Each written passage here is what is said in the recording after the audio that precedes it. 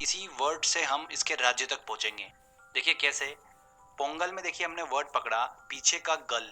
ठीक है, गल करना मतलब क्या होता है? बातचीत करना, है ना? आप सभी को पता ही है गल करना, बातचीत करना। और बातचीत हम कब करते हैं? जब हम किसी से मिलते हैं।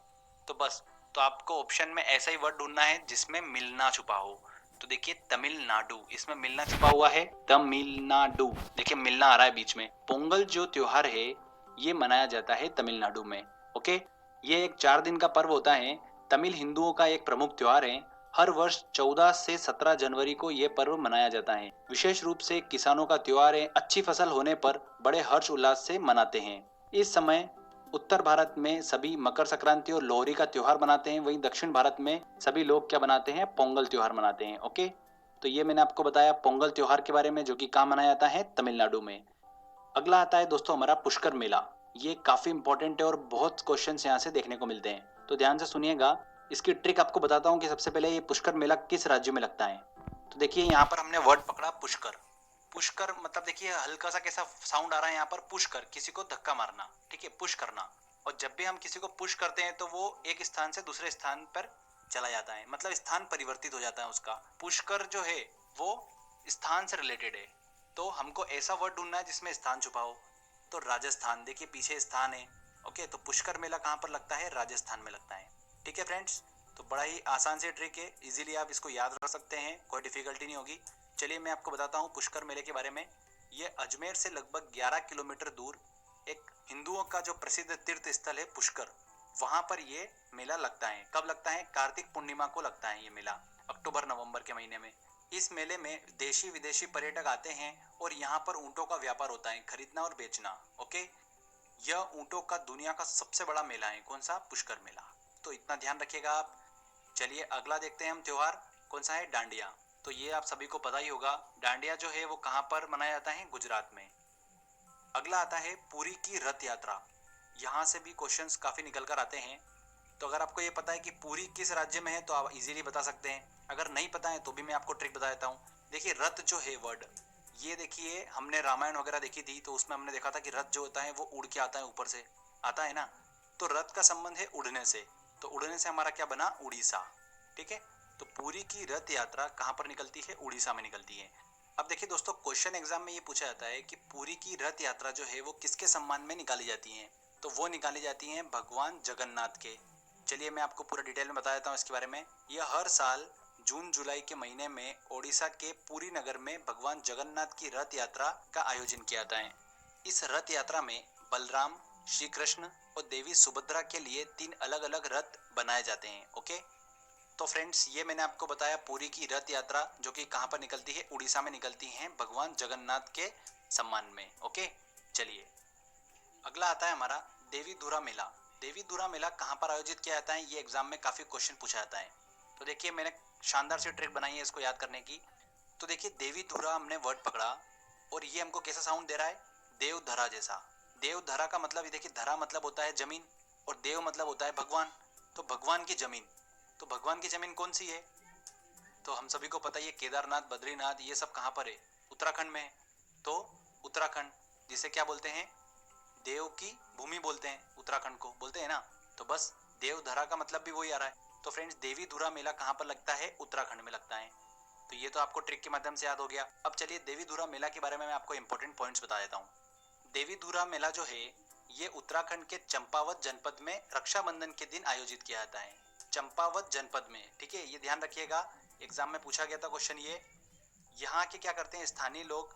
2 गुटों में बढ़ जाते हैं और पत्थर फेंकने का एक युद्ध लड़ते हैं। तो यहाँ का पत्थर युद्ध जो है मेले का वो बहुत फेमस है।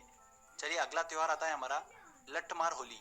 तो फ्रेंड्स ये तो आप सभी को पता ही होगा कि लठमार जो होली है वो उत्तर प्रदेश में मथुरा के बरसाना में खेली जाती है लठमार होली।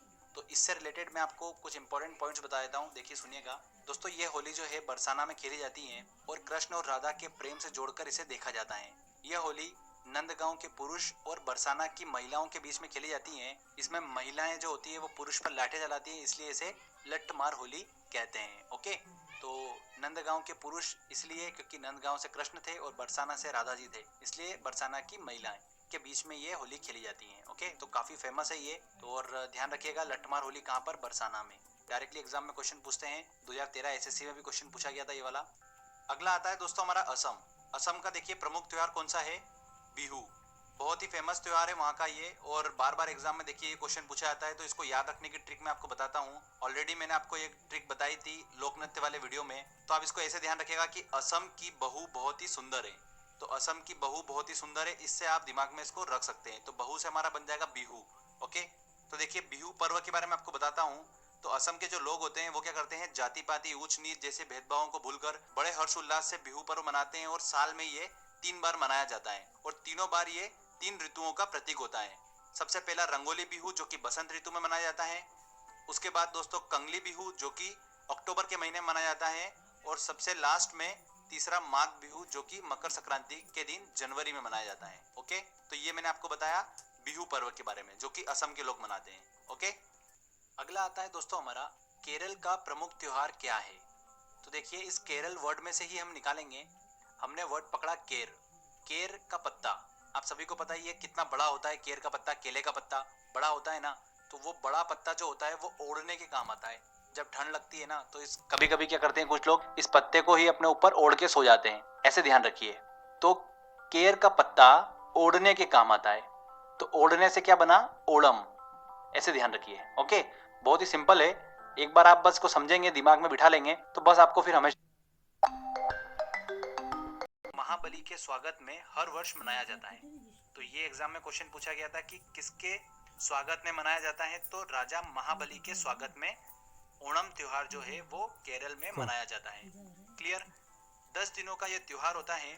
ओणम में प्रत्येक घर के आंगन में फूलों की पत्तियों से बनी रंगोली बनाई जाती है। तो ये भी ध्यान रखिएगा। तो फ्रेंड्स ये हमारा केरल स्टेट भी कंप्लीट हुआ। आगे हम अब बात करते हैं, देखिए लोसांग त्योहार। देखिए लोसांग त्योहार किस राज्य में मनाया जाता है, ये 2-3 बार एग्जाम में भी पूछ लिया है। तो मैं आपको बताता हूँ। देखिए हमने वर्ड पकड़ा लो। लो मतलब क्या होता है, कम होता है ना, कम करना। लो करना मतलब म्यूजिक को लो कर दो, तो क्या होता है, कम करना। तो आपको ऐसा वर्ड ढूंढना है ऑप्शन में जिसमें कम लिखा हो। तो देखिए सिक्किम में देखिए आप पीछे का जो वर्ड है वो लिखा हुआ कम लिखा हुआ ना। तो लो और कम ये दोनों देखिए मैच कर रहे हैं। तो बस आंसर क्या होगा, सिक्किम होगा। तो ऐसे ध्यान रख सकते हैं। एक और तरीके से आप ध्यान रख सकते हैं कि लो सॉन्ग सुनना पसंद है सिक्किम के लोगों को। ऐसे भी ध्यान रख सकते हैं। लोसांग जो त्योहार है ये सिक्किम के लोगों का एक प्रमुख त्योहार है, और ये अक्टूबर के महीने में मनाया जाता है। तो फ्रेंड्स इसको ध्यान रखिएगा। अगला आता है दोस्तों बिहार। बिहार देखिए इसके 2 मैं आपको बताऊंगा प्रमुख त्योहार। सबसे पहला छठ पूजा और हरिहर मेला। देखिए दोनों के बारे में डिटेल से आपको बता देता हूं मैं। छठ पूजा जो है ये एक हिंदुओं का पर्व है, और यह सूर्य की आराधना का पर्व है। मतलब सूर्य पूजा की जाती है छठ पूजा में। ठीक है, दिवाली के जस्ट बाद ये मनाया जाता है छठ पूजा। हरिहर मेला की बात करते हैं तो ये एशिया का सबसे बड़ा पशु मेला है। कौन सा, हरिहर मेला। इसे सोनपुर मेला भी कहते हैं। क्यों कहते हैं, क्योंकि यह पटना से 25 किलोमीटर दूर वैशाली जिले के सोनपुर में लगता है। ओके, नवंबर दिसंबर के महीने में। यहाँ पर हाथियों घोड़ों की खरीदी देखने को मिलती है। तो ध्यान रखिएगा एशिया का सबसे बड़ा पशु मेला कौन सा है, हरिहर मेला। तो फ्रेंड्स ध्यान रखिएगा, काफी इंपॉर्टेंट है। बिहार के 2 मैंने आपको त्योहार बताए हैं, छठ पूजा और हरिहर मेला। तो इनको तो हम दिमाग में रख सकते हैं, इनको कोई याद करने की ट्रिक की जरूरत बिल्कुल भी नहीं होगी, क्योंकि छठ पूजा इतनी फेमस है तो आप इजीली दिमाग में रख सकते हैं। आगे बात करते हैं हम वात्सल्य मेले की। देखिए ये अभी हाल ही में एसएससी में क्वेश्चन पूछा गया था, तो इसको मैं आपको ट्रिक से याद करवा देता हूँ। वात्सल्य जो मेला है, देखिए हमने इसमें वर्ड पकड़ा वात्सल्य। वात्सल्य का मतलब क्या होता है, प्रेम। और प्रेम का संबंध होता है दिल से, होता है ना। तो बस दिल से हमारा बना दिल्ली। तो वात्सल्य मेला कहाँ पर आयोजित होता है, नई दिल्ली में। तो ये एसएससी का क्वेश्चन था, ध्यान रखिएगा, काफी इंपॉर्टेंट है ये भी। आगे बात करते हैं, 2 और आपको याद रखना है, एक पंजाब में वैशाली त्योहार और झारखंड में सरहुल त्योहार। ठीक है, तो ये दोनों आपको दिमाग में रखना है। ये मैंने आपको जस्ट बता दिए हैं, इतने इंपॉर्टेंट नहीं है, फिर भी दिमाग में रख लीजिएगा। ओके, आगे देखिए एक इंपॉर्टेंट नोट। पपेटी जो है वो पारसियों का त्योहार है जो कि नए वर्ष के शुभारंभ पर। सर लीजिए, बिटिया 10वीं की पूजा पश्चिम बंगाल का एक प्रमुख धार्मिक त्योहार है जिसे बड़े उत्साह के साथ में मनाया जाता है पश्चिम बंगाल में। ठीक है, दुर्गा पूजा कहाँ पर, पश्चिम बंगाल। तो ये दोनों नोट भी ध्यान रखिएगा, पपेटी पारसी का त्योहार है, दुर्गा पूजा पश्चिम बंगाल। तो फ्रेंड्स ये मैंने आपको सारे मेले और प्रमुख त्योहारों के बारे में बताया है। अब बात करते हैं दोस्तों हम कुंभ मेले की। तो काफी लोगों को इसके बारे में आइडिया भी होगा, पर फिर भी हम एक बार इस पर नजर घुमा लेते हैं। देखिए, कुंभ मेला जो है वो हिंदू धर्म का एक महत्वपूर्ण पर्व है। भारत में 4 स्थानों पर कुंभ मेला लगता है। कहाँ कहाँ पर? नासिक महाराष्ट्र में, उज्जैन मध्य प्रदेश, इलाहाबाद उत्तर प्रदेश, हरिद्वार उत्तराखंड, इन 4 जगह पर कुंभ मेला आयोजित किया जाता है। एक और इम्पोर्टेंट बात ध्यान रखिएगा कि प्रत्येक स्थान पर प्रति 12वें वर्ष इस पर्व का आयोजन किया जाता है। तो जैसे कि 2016 में उज्जैन में कुंभ मेला आयोजित किया गया था, तो 12 साल बाद अब उज्जैन में आयोजित किया जाएगा, 2016 से 12 साल बाद। ठीक है, तो ये भी आप दिमाग में रखिएगा। तो फ्रेंड्स, ये मैंने आपको सारे इंपॉर्टेंट पर्व त्योहार ट्रिक के माध्यम से याद कर आपको बताए हैं। आपको क्वेश्चंस इन्हीं में से देखने को मिलेंगे। चलिए, आपने अब देखिए ट्रिक के माध्यम से याद तो कर लिया है। अब हम क्या करते हैं,